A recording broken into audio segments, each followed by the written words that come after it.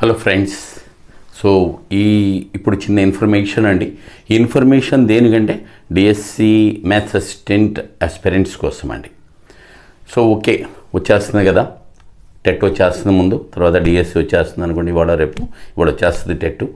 So we're going to start TET 2 and maths and science విభాగం ఉంది కదా, TET 2 అది, and DSC maths coaching we're going to start అండి.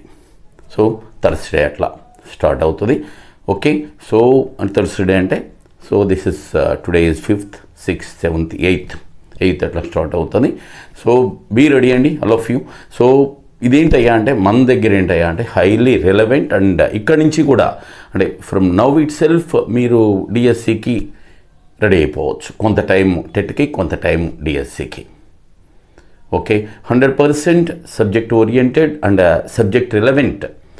So అనవసరమైనవి ఉండవు, అలాగే అవసరమైంది ఏది వదలం. సో అదే మన స్లోగన్. ఏది వదలమండి, అవసరమైంది, అనవసరమైంది అస్సలే ఉండదు. Okay, so complete detailed and analytical వేలో మీకు కోచింగ్ ఉంటుంది. సో ప్లీజ్ అండి, టెట్ 2 మ్యాథ్స్ అండ్ సైన్స్ అది. సో తర్వాత డిఎస్సి కలిపైనా చేరవచ్చు, లేదా తర్వాత అయినా చేరవచ్చు, రెండు విడివిడిగా అయినా తీసుకోవచ్చు.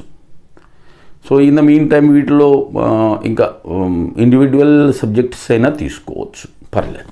అంటే మొత్తం అంతా కాదండి, నాకు సైకాలజీ కావాలి, లేకపోతే ఇంగ్లీష్ కావాలి, లేదా తెలుగు కావాలి, లేదా అదర్వైజ్ అలా కూడా తీసుకోవచ్చు.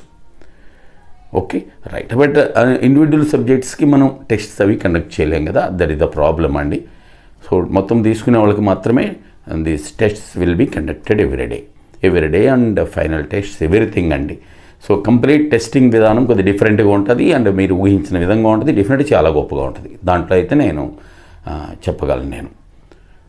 ఓకే రైట్ అండి, best of luck, be ready. In 2 or 3 days మీరు వచ్చే అవనగడ్డ తెలుసు కదా అందరికీ, అది చెప్పలే, Lalit Sai Oxford Avanigadda. So TET 2 and maths DSC maths coaching, the entire course will be started అండి. ఓకే రైట్ అండి, best of luck all of you. Right.